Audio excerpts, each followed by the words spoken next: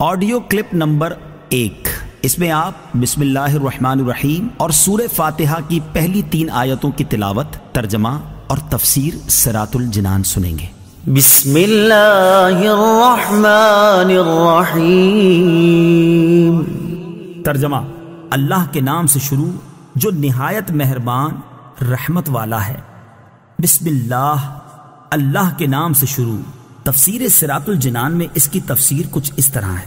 علامہ احمد ساوی رحمۃ اللہ تعالی علیہ فرماتے ہیں، قرآن مجید کی ابتدا بسم اللہ سے اس لیے کی گئی تاکہ اللہ تعالیٰ کے بندے اس کی پیروی کرتے ہوئے ہر اچھے کام کی ابتدا بسم اللہ سے کریں، اور حدیث پاک میں بھی اچھے اور اہم کام کی ابتدا بسم اللہ سے کرنے کی ترغیب دی گئی ہے۔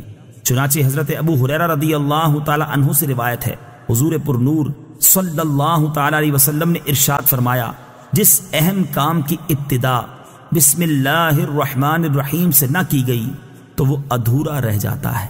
لہٰذا تمام مسلمانوں کو چاہیے کہ وہ ہر نیک اور جائز کام کی ابتدا بسم اللہ الرحمن الرحیم سے کریں، اس کی بہت برکت ہے۔ الرحمن الرحیم، جو بہت مہربان رحمت والا ہے۔ امام فخر الدین رازی رحمۃ اللہ تعالی علیہ فرماتے ہیں، اللہ تعالیٰ نے اپنی ذات کو رحمان اور رحیم فرمایا تو یہ اس کی شان سے بعید ہے کہ وہ رحم نہ فرمائے۔ مروی ہے کہ ایک سائل نے بلند دروازے کے پاس کھڑے ہو کر کچھ مانگا تو اسے تھوڑا سا دے دیا گیا۔ دوسرے دن وہ ایک کلاہڑا لے کر آیا اور دروازے کو توڑنا شروع کر دیا۔ اس سے کہا گیا کہ تو ایسا کیوں کر رہا ہے؟ اس نے جواب دیا، تو دروازے کو اپنی عطا کے لائق کر یا اپنی عطا کو دروازے کے لائق بنا۔ اے ہمارے اللہ عز و جل، رحمت کے سمندروں کو تیری رحمت سے وہ نسبت ہے جو ایک چھوٹے سے ذرے کو تیرے عرش سے نسبت ہے، اور تو نے اپنی کتاب کی ابتدا میں اپنے بندوں پر اپنی رحمت کی صفت بیان کی، اس لیے ہمیں بھی اپنی رحمت اور فضل سے محروم نہ رکھنا۔ الحمد للہ رب العالمین۔ ترجمہ: سب تعریفیں اللہ کے لیے ہیں جو تمام جہان والوں کا پالنے والا ہے۔ الحمدللہ، سب تعریفیں اللہ کے لیے ہیں۔ تفسیر صراط الجنان میں اس کی تفسیر کچھ اس طرح ہے، یعنی ہر طرح کی حمد اور تعریف کا مستحق اللہ تعالیٰ ہے، کیونکہ اللہ تعالیٰ کمال کی تمام صفات کا جامع ہے۔ حمد اور شکر کی تعریف۔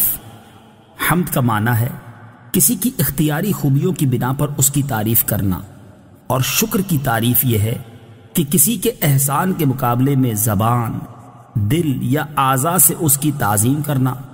اور ہم چونکہ اللہ عز و جل کی حمد عام طور پر اس کے احسانات کے پیش نظر کرتے ہیں، اس لیے ہماری یہ حمد شکر بھی ہوتی ہے۔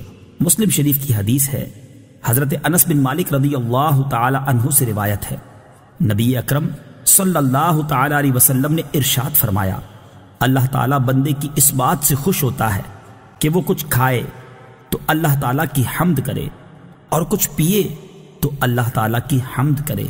الرحمن الرحیم۔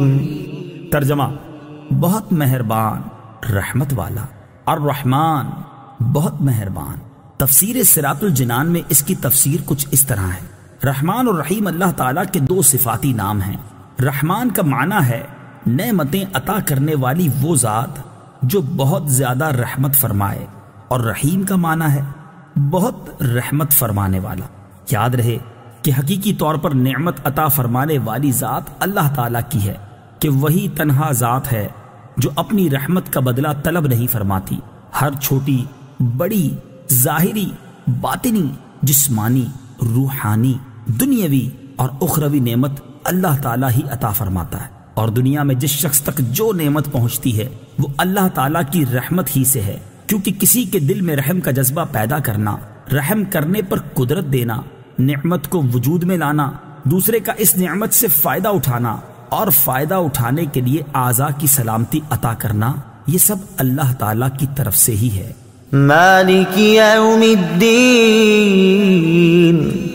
ترجمہ: جزا کے دن کا مالک۔ مالک یوم الدین، جزا کے دن کا مالک۔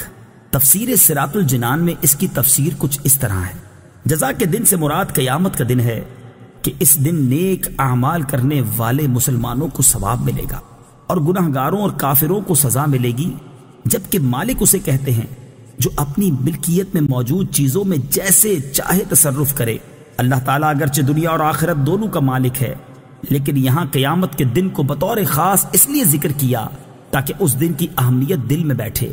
نیز دنیا کے مقابلے میں آخرت میں اللہ تعالیٰ کے مالک ہونے کا ظہور زیادہ ہوگا، کیونکہ اس دن کسی کے پاس ظاہری سلطنت بھی نہ ہوگی جو اللہ تعالیٰ نے دنیا میں لوگوں کو عطا فرمائی تھی۔